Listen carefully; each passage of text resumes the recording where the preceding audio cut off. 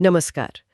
पहले जब शादियां टूटती थीं तो गुजारा भत्ता मतलब एलिमनी उसको ना एक तरह से लाइफ लॉन्ग सपोर्ट की तरह देखा जाता था। हाँ बिल्कुल, खासकर उस साथी के लिए जिसका फाइनेंशियल कंट्रीब्यूशन शायद कम रहा हो घर में। लेकिन लगता है अब ये सोच बदल रही है। मतलब क्या वाकई में ऐसा हो रहा है? हो रहा है और तेजी से हो रहा है। अब ये सिर्फ बातों में नहीं है। अदालतों के जो फैसले आ रहे हैं ना, उनमें ये साफ दिख रहा है, उनका नजरिया बदल रहा है गुजारा भत्ते को लेकर। हाँ, और आज हम इसी पर थोड़ी गहराई से बात करने वाले हैं। हमारे पास एक डिटेल्ड व्हाइट पेपर है, evolving Indian alimony law, self reliance and fairness. ये पेपर दिखाता है कि कैसे इंडिया में एलिमनी से जुड़े कानून इवॉल्व हो रहे हैं। बिल्कुल सही। ये व्हाइट पेपर इसी बात पर फोकस करता है कि कोर्ट्स अब वो पहले वाले किसी तयशुदा फॉर्मूले पे नहीं चल रही। अब हर केस के अपने फैक्ट्स, उसके सबूत और सबसे जरूरी इक्वालिटी मतलब बराबरी और निष्पक्षता का जो सिद्धांत है, उस पर ज्यादा ध्यान दिया जा रहा है। तो आज हम इसी व्हाइट पेपर और जो जुड़े हुए कोर्ट के फैसले हैं, उनके जरिए ये समझने की कोशिश करेंगे कि इस बदलाव के पीछे मेन जुडिशियल प्रिंसिपल्स क्या हैं और आम जिंदगी में इसका मतलब क्या निकलता है। हाँ, हम जानते हैं कि गुजारा भत्ते के लिए लीगल बेसिस तो है ही, जैसे हिंदू मैरिज एक्ट का सेक्शन 25 है या सीआरपीसी का सेक्शन 125। हाँ, वो तो खैर फाउंडेशन हैं, वो अधिकार देते हैं कि कोई जरूरतमंद साथी मेंटेनेंस क्लेम कर सके। सेक्शन 25 हिंदू विवाहों के लिए है, तलाक या सेपरेशन के टाइम पर परमानेंट एलिमनी की बात करता है। और सीआरपीसी 125 का दायरा बड़ा है, वो पत्नी, बच्चे, माँ बाप सबके भरण पोषण की बात करता है, चाहे धर्म कोई भी हो। लेकिन जैसा आपने कहा, असली कहानी तो इन कानूनों को आजकल कैसे इंटरप्रेट किया जा रहा है उसमें है। एग्जैक्टली। तो चलिए उन मेन प्रिंसिपल्स पर आते हैं जो इस नई सोच को शेप दे रहे हैं। मुझे लगता है सबसे बड़ा बदलाव आत्मनिर्भरता यानी सेल्फ रिलायंस के आइडिया के आसपास है। निश्चित रूप से ये शायद सबसे बड़ा शिफ्ट है। अदालतें अब बहुत क्लियरली कह रही हैं कि भाई देखो, गुजारा भत्ता कोई जिंदगी भर की पेंशन नहीं है या कोई इनाम नहीं है। अच्छा। ये एक टेम्पररी सपोर्ट है, एक मदद है, ताकि जो साथी फाइनेंशियली थोड़ा वीक है वो अपने पैरों पर खड़ा हो सके। आप इसे एक तरह का फाइनेंशियल रिहैबिलिटेशन प्रोसेस कह सकते हैं। ये इंटरेस्टिंग है। रिहैबिलिटेशन पर जोर देना ये ट्रेडिशनल सोच से तो काफी अलग है। इसके कुछ सॉलिड उदाहरण हैं क्या कोर्ट के फैसलों में? अरे बिल्कुल, ये सोच खासकर उन केसेस में मजबूत हुई है जहां दोनों पार्टनर पढ़े लिखे हैं, काम करने लायक हैं। इसकी झलक तो पहले भी दिखी थी, जैसे एक ममता जायसवाल बनाम राजेश जायसवाल केस था 2000 का। हाँ। लेकिन हाल के फैसलों ने इसे और पक्का कर दिया है।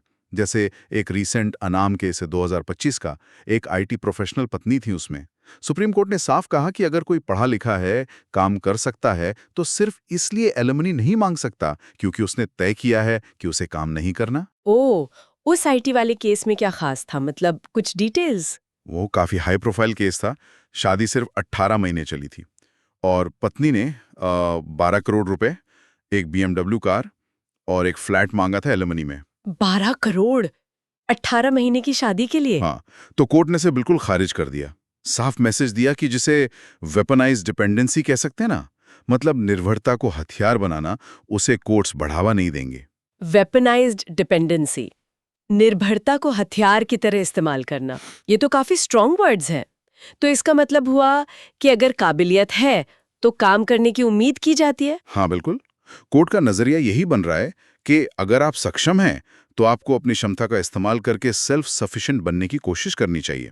सिर्फ इसलिए दूसरे पार्टनर से भारी भरकम रकम मांगना क्योंकि वो कमा रहा है, वो अब उतना एक्सेप्टेबल नहीं हो रहा। ठीक है, ये समझ आता है जहां एक पार्टनर केपेबल है पर काम नहीं कर रहा।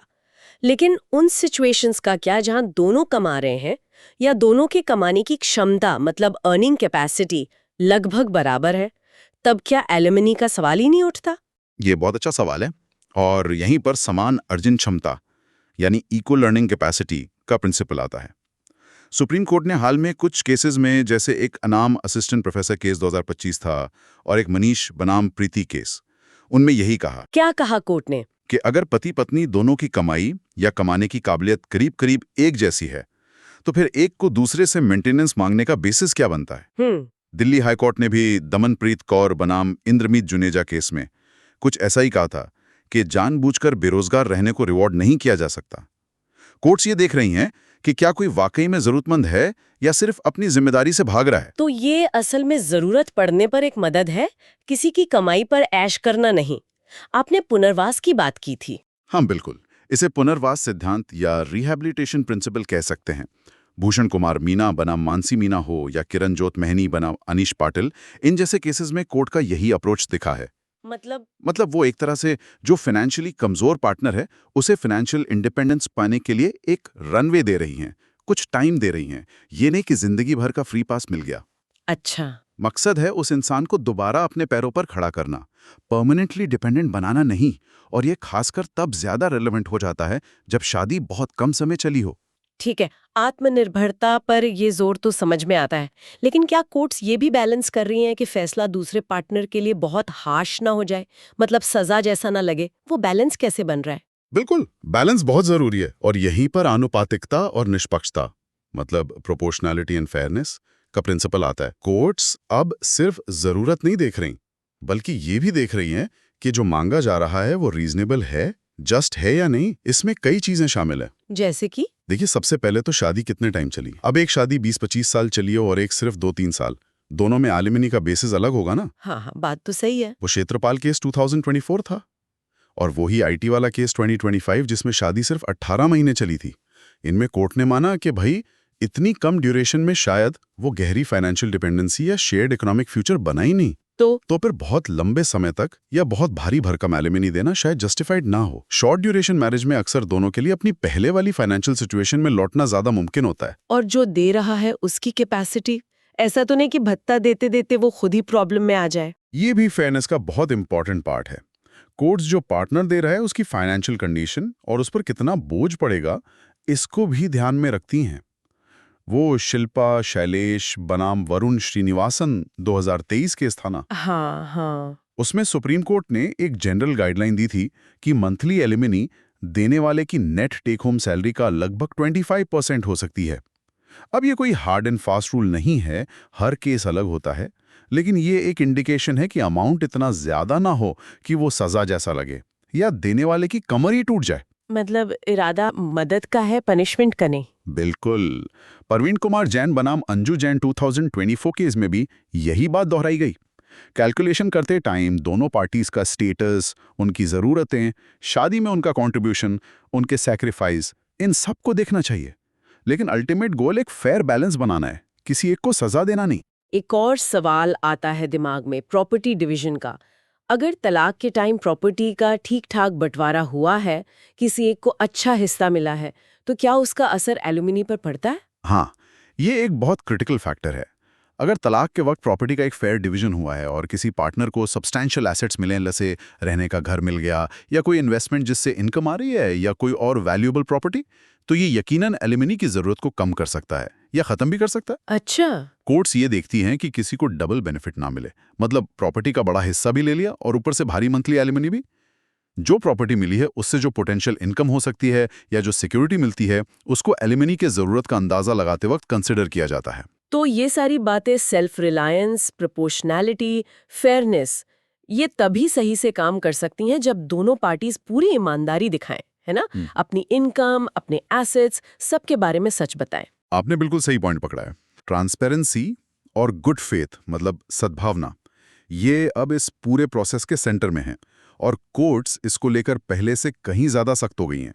वो रजनीश बनाम नेहा 2020 का जो फैसला था ना, वो इस मामले में मील का पत्थर है। रजनीश बनाम नेहा, उसमें क्या खास था ऐसा? उस जजमेंट ने मैंडेटरी कर दिया कि दोनों पार्टीज को एक डिटेल्ड एफिडेविट फाइल करना होगा, एफिडेविट ऑफ डिस्क्लोजर।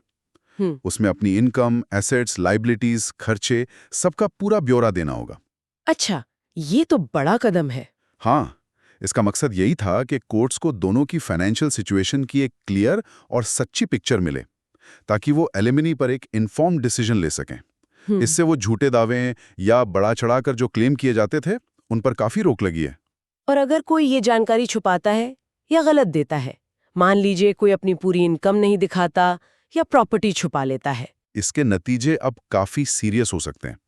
कोर्ट्स इसे अब कंटेम्प्ट ऑफ कोर्ट या प्रोसेस का दुरुपयोग मान रही हैं।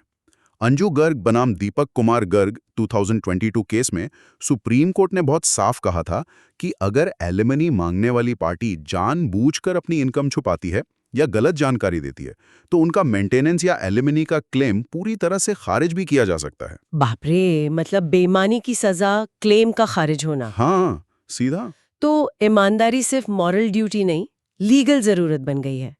अच्छा, क्या शादी के दौरान के बिहेवियर, मतलब कंडक्ट का भी एलिमनी पर कोई असर पड़ता है? जैसे अगर किसी पार्टी का फॉल्ट प्रूव हो जाए? हाँ, इसका भी असर पड़ सकता है। हालांकि ये थोड़ा कॉम्प्लेक्स इशू है। लीगल टर्म्स में जिसे मिसकंडक्ट या फॉल्ट कहते हैं, वो कुछ सिचुएशंस में एलिमनी ना देने या कम करने का ग्राउंड बन सकता है। जैसे हिंदू मैरिज एक्ट के सेक्शन 25 में ही ये प्रोविजन है कि अगर पति या पत्नी एडल्टरी जैसे कंडक्ट के दोषी पाए जाते हैं तो उन्हें परमानेंट एलिमनी देने से मना किया जा सकता है। क्या इसका कोई रीसेंट उदाहरण है? वो हेमा उपाध्याय वाला केस ध्यान में आता है। उस केस में पत्नी के कंडक्ट और उसके अपने पक्ष में दिए गए इनसफिशिएंट जस्टिफिकेशन को देखते हुए कोर्ट ने मेंटेनेंस अमाउंट को 2 लाख रुपए महीने से घटाकर 40,000 रुपए महीना कर दिया था। ओह, काफी बड़ा फर्क। हाँ, तो ये दिखाता है कि एलिमनी का अधिकार कोई एब्सोल्यूट राइट नहीं है। ये क्लेम करने वाले के कंडक्ट और केस के दूसरे फैक्ट से भी जुड़ा हो सकता है। हालांकि ये भी कहना पड़ेगा कि कोर्ट्स का जोर अब फॉल्ट ढूंढने से ज्यादा जरूरत और कैपेसिटी पर शिफ्ट हो रहा है। और एक आखिरी बात इस पर, बहुत ज्यादा या इरैशनल मांगे, जैसे कोई कहे कि तलाक के बाद भी मुझे बिल्कुल वैसी ही महंगी लाइफस्टाइल चाहिए जैसे शादी में थी, या मुझे अपने एक्स पार्टनर जितनी अमीर लाइफस्टाइल चाहिए भले मेरी अपनी ज़रूरतें कम हों। इस तरह की डिमांड्स को, जिन्हें कभी-कभी वेल्थ इक्वलाइजेशन की कोशिश कहा जाता है, कोर्ट्स आमतौर पर डिस्करेज कर रही हैं। एक अनाम वेल्थ इक्वलाइजेशन केस 2024 आया था सामने, जिसमें पत्नी ने करीब 500 करोड़ रुपए मांगे थे। शायद मकसद ये था कि तलाक के बाद पति की फाइनेंशियल स्टैंडिंग के बराबर पहुंच जाएं। 500 करोड़? हाँ, तो सुप्रीम कोर्ट ने इसे खारिज करते हुए साफ किया कि भाई एलिमनी तलाक के बाद कोई लॉटरी या जैकपॉट नहीं है और ना ही इसका मकसद हस्बैंड वाइफ के बीच दौलत का बराबर बंटवारा करना है। तो फिर मकसद क्या है? मकसद है जरूरत के आधार पर और देने वाली की कैपेसिटी को ध्यान में रखते हुए एक रीजनेबल और फेयर फाइनेंशियल सपोर्ट देना, ताकि सेपरेशन के बाद जो पार्टनर फाइनेंशियली वल्नरेबल है वो अपनी बेसिक जरूरतें पूरी कर सके और एक डिग्निफाइड लाइफ जी सके जब तक वो सेल्फ रिलायंट नहीं हो जाता। डिमांड्स रियलिस्टिक होनी चाहिए और जरूरत पर बेस्ड, न कि दूसरे की वेल्थ पर हक जमाने की कोशिश। तो अगर हम इस पूरी चर्चा को समेटे तो ये बिल्कुल साफ है कि इंडिया में एलिमनी को लेकर कोर्ट्स का नजरिया काफी बदल चुका है। पहला और सबसे बड़ा मैसेज है, आत्मनिर्भर बनो, खासकर अगर आप पढ़े लिखे और केपेबल हैं। बिल्कुल। दूसरा, पूरी ट्रांसपेरेंसी और ईमानदारी रखो। अपनी फाइनेंशियल सिचुएशन सच सच बताओ, वरना लेने के देने पड़ सकते हैं। रजनीश बनाम नेहा के बाद ये और भी सीरियस हो गया है। तीसरा, फैसले अब ज्यादा बैलेंस्ड हो रहे हैं।